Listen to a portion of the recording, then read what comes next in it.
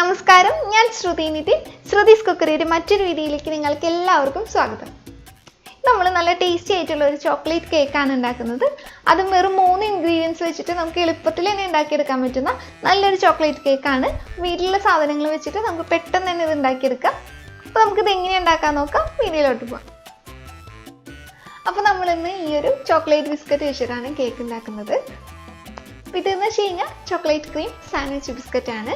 അപ്പോൾ ഇതുപോലത്തെ ഏത് ബിസ്ക്കറ്റ് വേണമെങ്കിലും നിങ്ങൾക്ക് എടുക്കാം ഈ ഒരു കേക്ക് ഉണ്ടാക്കാൻ വേണ്ടിയിട്ട്.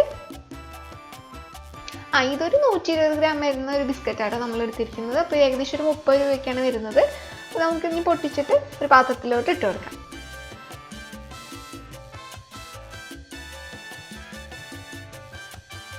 അപ്പോൾ ഈ ഒരു പാക്കറ്റിൽ ഇതുപോലത്തെ ഒരു 12 ബിസ്ക്കറ്റ് ഉണ്ടാവും. കേക്ക് ഉണ്ടാക്കുന്നതിനായിട്ട് ഈ ബിസ്ക്കറ്റിൻ്റെ ക്രീം ഇതിൽ നിന്നൊന്ന് വേർതിരിച്ച് വെക്കണം. അപ്പോൾ നമ്മൾ സാധാ പോലെ തന്നെ ഇത് തുറന്നു കഴിഞ്ഞാൽ ഇതിൻ്റെ ക്രീം കാണില്ല. അപ്പോൾ ഇതിൽ നിന്നൊന്ന് മാറ്റി വെച്ചാൽ മതി. എന്നിട്ട് ബിസ്ക്കറ്റ് നമുക്കൊന്ന് പൊടിച്ചെടുക്കാനായിട്ട് മിക്സിയുടെ ബൗളിലേക്ക് ഒന്ന് ഇട്ട് കൊടുക്കുന്നുണ്ട്. അപ്പോൾ അങ്ങനെ എല്ലാ ബിസ്ക്കറ്റും നമുക്ക് ഇതുപോലെ തന്നെ ചെയ്തെടുക്കാം. അപ്പോൾ ക്രീമും പിന്നെ ബിസ്ക്കറ്റ് നമുക്ക് വെവ്വേറെയായിട്ട് കിട്ടും.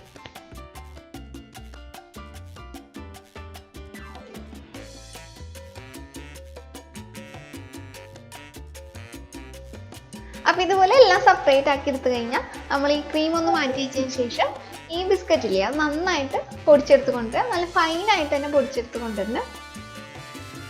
ഒരു കട്ടിയോ അല്ലെങ്കിൽ ബിസ്ക്കറ്റിൻ്റെ കഷ്ണങ്ങളൊന്നും കാണാതെ നന്നായിട്ട് തന്നെ പൊടിച്ചെടുത്തു കഴിഞ്ഞാൽ നമുക്കിതൊരു പാത്രത്തിലോട്ട് ഇട്ട് കൊടുക്കാം. അപ്പോൾ ഈ സമയത്ത് നമ്മൾ ഏത് പാത്രത്തിലാണ് ബേക്ക് ചെയ്യാൻ ഉദ്ദേശിക്കുന്നത് വെച്ച് കഴിഞ്ഞാൽ ആ പാത്രം ഒന്ന് പ്രീ ഹീറ്റ് ചെയ്യാൻ വെക്കണം. അപ്പോൾ നമ്മളിവിടെ കുക്കറായിട്ട് എടുത്തിരിക്കുന്നത്. കുക്കർ ഇതുപോലെ അടച്ചിട്ട് ഒന്ന് പ്രീ ഹീറ്റ് ചെയ്യാൻ വെച്ചിട്ടുണ്ട്. ഒരു മീഡിയം ഫ്ലെയിമിൽ വെക്കുക. അപ്പോൾ ഈ കുക്കറിൻ്റെ ഉള്ളിൽ ഇതുപോലെ കുറച്ച് ഉപ്പിട്ട് കൊടുത്തിട്ടുണ്ട്. അതിന് മുകളിലായിട്ട് ഒരു സ്റ്റാൻഡ് വെച്ചിരിക്കുകയാണ്. എന്നിട്ടാണ് ഇനി നമ്മൾ പാത്രം വെക്കാൻ പോകുന്നത്. അപ്പോൾ നിങ്ങൾക്ക് ഇങ്ങനെ ഉപ്പ് എടുത്തില്ലെങ്കിലും കുഴപ്പമില്ല, ഒരു സ്റ്റാൻഡോ അല്ലെങ്കിൽ പ്ലേറ്റോ വെച്ച് കൊടുക്കാം. എന്നിട്ട് അതിൻ്റെ മുകളിലേക്ക് നമുക്ക് ബേക്ക് ചെയ്യണം പാത്രം വെച്ച് കൊടുക്കാം. അപ്പോൾ ഇനി പറയാൻ പോണ കാര്യം ഓപ്ഷനിലാണ്. അത് നിങ്ങൾ വേണമെന്ന് വെച്ചാൽ മാത്രം ചെയ്താൽ മതി. അപ്പോൾ ഈ ബിസ്ക്കറ്റിന് നിങ്ങൾക്കറിയാലോ ഓൾറെഡി മധുരം ഉണ്ടാവും. അപ്പോൾ നിങ്ങൾക്ക് മധുരം കൂടുതൽ വേണമെന്ന് വെച്ച് കഴിഞ്ഞാൽ കുറച്ച് പഞ്ചസാര പൊടിച്ചത് ചേർത്ത് കൊടുക്കാം. അപ്പോൾ ഈ സമയത്ത് പഞ്ചസാര പൊടിച്ചത് ചേർക്കുന്നതാണ് നല്ലത്. എന്നാലാണ് മിക്സ് ആക്കുമ്പോൾ പെട്ടെന്ന് തന്നെ അത് മിക്സായി കിട്ടുള്ളൂ. അപ്പോൾ ഞാനിവിടെ 1 ടേബിൾ സ്പൂൺ പഞ്ചസാര പൊടിച്ചത് ചേർത്ത് കൊടുക്കുകയാണ്. അപ്പോൾ ഞാൻ ആദ്യമേ പറഞ്ഞു ഇതില്ലാണ്ട് നമുക്ക് ഉണ്ടാക്കിയെടുക്കാം, അത് ഓപ്ഷനിലാണ്. അപ്പോൾ നിങ്ങൾക്ക് കുറച്ചും കൂടി മധുരം വേണമെന്ന് വെച്ചാൽ ചേർക്കാം, അല്ലെങ്കിൽ ചേർത്തില്ലെങ്കിലും നമുക്ക് വലിയ കുഴപ്പമില്ല. അപ്പോൾ ഇനി ഇതൊരു വിസ്ക് വെച്ചിട്ടോ അല്ലെങ്കിൽ ഫോർക്ക് വെച്ചിട്ടോ നന്നായിട്ട് മിക്സ് ചെയ്തെടുക്കുക. അപ്പോൾ ഇനി ഇതിലോട്ട് കുറച്ച് ബേക്കിംഗ് സോഡയും കൂടി നമുക്ക് ചേർത്ത് കൊടുക്കണം. ഒരു 1/4 ടീസ്പൂൺ ബേക്കിംഗ് സോഡ ചേർത്ത് കൊടുക്കാം. എന്നിട്ട് വീണ്ടും നന്നായിട്ട് തന്നെ എല്ലാം കൂടി ഒന്ന് മിക്സ് ചെയ്തെടുക്കുക. അപ്പോൾ നമുക്ക് ആ പഞ്ചസാര പൊടിച്ച് ചേർക്കില്ല, ആ സമയത്ത് തന്നെ ഈ ബേക്കിംഗ് സോഡയും കൂടി ഇട്ടാൽ മതിയായിരുന്നു. ഞാൻ ഇന്ന് ആ സമയത്ത് ഇട്ടാൽ മറന്നുപോയതാണ്. അതുകൊണ്ടാണ് നമുക്ക് സെപ്പറേറ്റ് 2 വട്ടം ഒന്ന് മിക്സ് ചെയ്തെടുക്കേണ്ടി വന്നത് കേട്ടോ. അപ്പോൾ ഇനി അതൊരു കേക്കിൻ്റെ ബാറ്റർ ആക്കി എടുക്കാനായിട്ട് ഇതിൽ കുറച്ച് പാൽ ഒഴിച്ച് കൊടുക്കുക. എന്നിട്ട് അത് നന്നായിട്ട് മിക്സ് ചെയ്തെടുക്കുക. അപ്പോൾ അത് നമ്മൾ ഒരു ടേബിൾ സ്പൂൺ അല്ലെങ്കിൽ 2 ടേബിൾ സ്പൂൺ പാലൊക്കെ ഒഴിച്ച് കൊടുത്തിട്ട് നന്നായിട്ടൊന്ന് മിക്സ് ചെയ്ത് കേക്കിൻ്റെ ബാറ്റർ ആയോ ഒരു പരിവായോ എന്ന് നമുക്ക് നോക്കാം. അപ്പോൾ നമ്മൾ കുറേശ്ശെ പാൽ ഒഴിച്ചിട്ട് മിക്സ് ചെയ്തെടുത്താൽ മതി.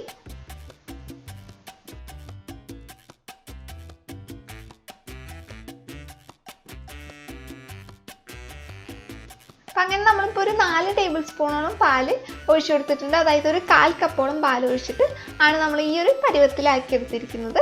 അപ്പോൾ ഈ ഒരു കൺസിസ്റ്റൻസിയിലാട്ടോ നമ്മൾ എടുത്തിരിക്കുന്നത്. അപ്പോൾ നമ്മളിന്ന് ഇതുപോലത്തെ ഒരു അലുമിനിയം പാത്രത്തിലാട്ടോ കേക്ക് ബേക്ക് ചെയ്യാൻ പോകുന്നത്. അപ്പോൾ ഈ പാത്രത്തിൻ്റെ അകത്തൊക്കെ നന്നായിട്ട് എല്ലായിടത്തും ഓയിലൊക്കെ നമ്മൾ തേച്ച് പിടിപ്പിച്ചിട്ടുണ്ട്. അതിനുശേഷം നമ്മൾ ഇതിൻ്റെ അടിയിലായിട്ട് ഒരു ബേക്കിംഗ് പേപ്പറും വെച്ച് കൊടുത്തിട്ടുണ്ട്. അപ്പോൾ ഇതൊക്കെ ഞാൻ ഡീറ്റെയിൽ ആയിട്ടൊന്നും പറയുന്നില്ല, കാരണം എല്ലാവർക്കും അറിയുന്ന ഒരു കാര്യമായിരിക്കും. ഇപ്പോൾ കേക്ക് ഉണ്ടാക്കാത്തവരൊന്നും അധികമായിട്ട് ഉണ്ടാവില്ല. ഇനി നിങ്ങൾക്ക് ആർക്കെങ്കിലും അറിയില്ല എന്നുണ്ടെച്ചാൽ നമ്മുടെ തന്നെ പഴയ വീഡിയോസിലൊക്കെ ഡീറ്റെയിൽ ആയിട്ട് പറയുന്നുണ്ട്. അപ്പോൾ അത് കണ്ടു നോക്കിയാൽ മതി. ബേക്കിംഗ് പേപ്പർ ഇല്ലാത്തവർ എങ്ങനെ കേക്ക് ഉണ്ടാക്കിയെടുക്കാം അതും പറഞ്ഞിട്ടുണ്ട്. അപ്പോൾ അതൊന്ന് കണ്ടു നോക്കാം കേട്ടോ. അതിൻ്റെ ലിങ്കൊക്കെ ഞാൻ താഴെ കൊടുക്കാം. അപ്പോൾ നമ്മൾ പാത്രമൊക്കെ ആദ്യം തന്നെ സെറ്റ് ചെയ്ത് വെച്ചിട്ടുണ്ടായിരുന്നു. ഈ പാത്രത്തിലോട്ട് നമുക്ക് കേക്കിൻ്റെ ബാറ്റർ നമ്മൾ തയ്യാറാക്കി എടുത്തല്ലോ, അത് ഒഴിച്ചു കൊടുക്കുക.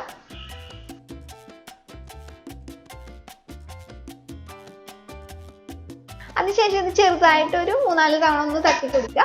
ഇതൊന്ന് നന്നായിട്ടൊന്ന് പരന്ന് കിട്ടാൻ വേണ്ടിയിട്ടാണ്, എയർ ബബിളൊന്നും ഇല്ലാണ്ടിരിക്കാൻ വേണ്ടിയിട്ട്. അങ്ങനെ ഒന്ന് ചെയ്തതിന് ശേഷം നമുക്കിത് കുക്കറിലോട്ടൊന്ന് ഇറക്കി വെച്ച് കൊടുക്കാം. അപ്പോൾ ഈ സമയം കൊണ്ട് തന്നെ നമ്മുടെ കുക്കർ നന്നായിട്ട് ചൂടായിട്ട് കിടക്കുന്നുണ്ടാവും. അപ്പോൾ ഇനി ഇതിൻ്റെ നടുക്കായിട്ട് തന്നെ നമ്മൾ ബാറ്റർ ഒഴിച്ച പാത്രമില്ലേ അത് ഇറക്കി വെച്ച് കൊടുത്തിട്ട് ഒന്ന് വീണ്ടും അടച്ചു വെച്ച് കൊടുത്തിട്ട് ബേക്ക് ചെയ്തെടുക്കാം. അപ്പോൾ നമ്മൾ സമയം കൂടി കാണിച്ചു തരുന്നത് എത്ര സമയം കൊണ്ടാണ് ഇത് റെഡിയാക്കുന്നുള്ളത്. അപ്പോൾ ഇപ്പോൾ സമയം 4:13 അപ്പോൾ ഈ ഒരു സമയത്താണ് നമ്മളിപ്പോൾ ഇത് അടച്ചു കൊടുത്തത്. ഇനി നമുക്ക് എത്ര സമയം എടുത്തു നോക്കാം. അപ്പോൾ ഈ സമയം കൊണ്ട് നമ്മൾ നേരത്തെ തന്നെ ബിസ്ക്കറ്റിൽ നിന്ന് മാറ്റി വെച്ചിട്ടുള്ള ക്രീമിൽ അതൊന്ന് നമുക്ക് ശരിയാക്കി വയ്ക്കാം. അപ്പോൾ അതിനായിട്ട് ഇതിലോട്ട് കുറച്ച് പാലും കൂടി നമുക്ക് ഒഴിച്ചു കൊടുക്കണം. ഇതിലോട്ട് 1 ടേബിൾ സ്പൂൺ പാൽ ഒഴിച്ചു കൊടുക്കുന്നുണ്ട്. ഞാൻ സെയിം ബിസ്ക് വെച്ചിട്ട് തന്നെ അതൊന്ന് നമുക്കൊന്ന് നന്നായിട്ടൊന്ന് യോജിപ്പിച്ചെടുക്കാം. നമ്മളിതിലെല്ലാം ഉപയോഗിച്ച് വെക്കുന്നത് തിളപ്പിച്ചിട്ട് ചൂടാറിയിട്ടുള്ള പാലാട്ടാ. അപ്പം അങ്ങനെ നമ്മൾ ഈ പാലും ഈ ക്രീമും കൂടിയിട്ട് നന്നായിട്ട് യോജിപ്പിച്ചെടുത്തു. അപ്പോൾ യോജിപ്പിച്ചെടുത്ത് കഴിഞ്ഞാൽ നമുക്ക് ഇതുപോലെ ഒരു കൺസിസ്റ്റൻസിയിലാട്ട കിട്ടുക. പിന്നെ ഇതൊന്ന് നമുക്കൊന്ന് വീണ്ടും മാറ്റി വയ്ക്കുക. അതിനുശേഷം നമുക്ക് കേക്ക് റെഡി ആയതിനു ശേഷമാണ് ഇതിൻ്റെ ഉപയോഗം വരുന്നത്. അപ്പോൾ അങ്ങനെ ഒരു 4:23 ആയപ്പോൾ, അതായത് ഒരു 10 മിനിറ്റ് കഴിഞ്ഞപ്പോഴാണ് ഞാൻ തുറന്ന് നോക്കിയിട്ടുണ്ടായിരുന്നത്.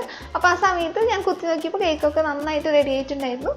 ഇപ്പോൾ നിങ്ങൾക്ക് ഇതിൽ കാണാൻ പറ്റിയ 4:24 എന്ന് പറയുന്ന സമയമായിരിക്കും. അത് പിന്നീട് ഞാൻ നിങ്ങൾക്ക് കാണിച്ചു തരാനായിട്ട് ക്യാമറയൊക്കെ സെറ്റ് ചെയ്ത് വന്നപ്പോൾ 1 മിനിറ്റ് അങ്ങനെ ആയതാണ്. അപ്പോൾ ഇതൊന്ന് നമുക്കൊന്ന് കുത്തി നോക്കാം. അപ്പോൾ നടുവിൽ തന്നെ കുത്തി നോക്കാം. അപ്പോഴാണ് നമുക്കിത് ഒട്ടിപ്പിടിക്കുന്നുണ്ടോ എന്നൊക്കെ അറിയാൻ പറ്റും. അപ്പോൾ ഇത് കണ്ടില്ല, ഇതിൽ നല്ല ക്ലിയർ ആയിട്ടാണ് ഇരിക്കുന്നത്, ഒന്നും ഒട്ടിപ്പിടിച്ചിട്ടില്ല. അപ്പോൾ നമ്മുടെ കേക്ക് നന്നായിട്ട് ശരിയായിട്ടുണ്ടെന്ന് അർത്ഥം. ഇതപ്പം തന്നെ നമുക്ക് ഇതിൽ നിന്നൊന്ന് മാറ്റി വയ്ക്കാം. എന്നിട്ട് തണുക്കാനായിട്ടൊന്ന് വയ്ക്കുക. ഇപ്പം ഇത് ചൂടാറിയിട്ടൊന്നുമില്ല, എന്നാലും ഞാൻ നിങ്ങൾക്കായിട്ട് കാണിച്ചു തരുന്നത് എത്രത്തോളം സോഫ്റ്റ് ആണെന്നുള്ളത്. അപ്പോൾ ഞാൻ തൊട്ട് നോക്കുമ്പോൾ തന്നെ നിങ്ങൾക്ക് മനസ്സിലാവുന്നുണ്ടാവും. ഇതേ കണ്ടില്ലേ, നന്നായിട്ട് ഇങ്ങനെ നല്ല പഞ്ഞി പോലെയാട്ടോ ഇരിക്കുന്നത്. ഇനി ചൂടാറിയിട്ട് നമുക്കിതൊരു പാത്രത്തിലോട്ട് മാറ്റാം. അപ്പോൾ നിങ്ങൾ ഇതുപോലെ ഒരു സെയിം കേക്ക് ഉണ്ടാക്കുകയാണെങ്കിൽ ശ്രദ്ധിക്കേണ്ട ഒരു കാര്യം എന്താണെന്ന് വെച്ച് കഴിഞ്ഞാൽ, ഇതുപോലത്തെ ഒരു ചോക്ലേറ്റ് ബിസ്ക്കറ്റ് ഒരു 120 ഗ്രാം വെച്ചിട്ടാണ് നിങ്ങൾ ഉണ്ടാക്കണമെങ്കിൽ പോലും ആ ബേക്ക് ചെയ്യുന്ന സമയം ചിലപ്പോൾ ഞാൻ പറഞ്ഞതാവില്ല കേട്ടോ, അതിൽ നിന്ന് വ്യത്യാസപ്പെട്ടിരിക്കും. അപ്പോൾ ഇത് നിങ്ങൾ എടുക്കണ ആ മോൾഡിനനുസരിച്ചിട്ടും പിന്നെ ബേക്ക് ചെയ്തെടുക്കണ ആ പാത്രത്തിനനുസരിച്ചിട്ടൊക്കെ അങ്ങോട്ടും ഇങ്ങോട്ടൊക്കെ വ്യത്യാസപ്പെട്ടിരിക്കും. അതുകൊണ്ട് തന്നെ നിങ്ങളൊരു 10-15 മിനിറ്റ് ഒക്കെ കഴിയുമ്പോൾ ഒന്ന് നോക്കുക. എന്നിട്ട് അതിനനുസരിച്ചിട്ട് വീണ്ടും അടച്ചു വെച്ചിട്ട് ഒന്ന് ബേക്ക് ചെയ്തെടുത്താൽ മതി. പിന്നെ ഈ കേക്കിൻ്റെ മുകളിലോട്ടായിട്ട് നമ്മൾ നേരത്തെ തന്നെ ക്രീമും പിന്നെ പാലൊക്കെ കൂടിയിട്ട് യോജിപ്പിച്ചത് ഇതുപോലെ വെച്ചിട്ടുണ്ടെങ്കിൽ അതും കൂടി മുകളിലോട്ട് ഒന്നായിട്ട് ചേർത്ത് കൊടുക്കുക.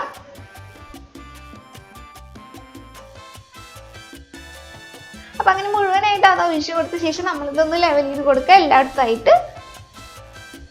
അപ്പോൾ ശരിക്കും പറഞ്ഞു കഴിഞ്ഞാൽ ഇത്രയുള്ള നമ്മുടെ കേക്ക്. ഇനി ഇത് ഫ്രിഡ്ജിൽ വെച്ച് ഒന്ന് തണുപ്പിച്ചതിന് ശേഷം നമുക്ക് മുറിച്ച് കഴിക്കാം. അത്രയേ ഉള്ളൂ. വളരെ സിമ്പിളായിട്ടാണ് നമുക്ക് ഉണ്ടാക്കിയെടുക്കാം. അപ്പോൾ നമ്മളിത് ഫോട്ടോ ഒക്കെ എടുക്കുന്നതുകൊണ്ട് തന്നെ ഇത് ചെറുതായിട്ടൊന്ന് കുറച്ചും കൂടി ഒന്ന് ഭംഗിയാക്കി എടുക്കുന്നുണ്ട്.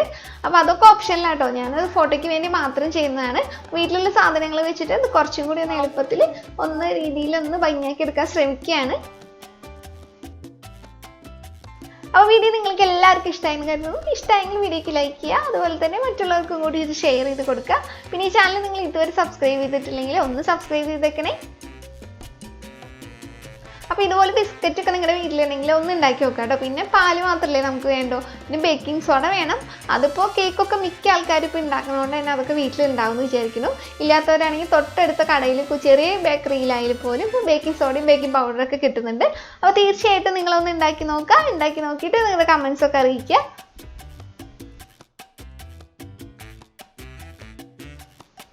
പിന്നെ നമ്മൾ ഈ സൈഡിൽ കാണുന്നതൊക്കെ ഒന്ന് വൃത്തിയാക്കിയതിന് ശേഷം ഇത് കുറച്ച് നേരം ഒന്ന് ഫ്രിഡ്ജിൽ വെക്കാൻ പോവാണ്. അതിന് ശേഷമാണ് നമ്മളിത് മുറിച്ചത് കഴിക്കുന്നതൊക്കെ. അപ്പോൾ അടുത്തൊരു നല്ല റെസിപ്പിയിലൂടെ നമുക്ക് വീണ്ടും കാണാം. അതായത് നിങ്ങളെല്ലാവരും നല്ല ഭക്ഷണം കഴിച്ച് ഹെൽത്തി ആയിട്ടും സന്തോഷമായിട്ട് തന്നെ ഇരിക്കുക. അപ്പോൾ വീണ്ടും കാണുന്നവരെ ബൈ.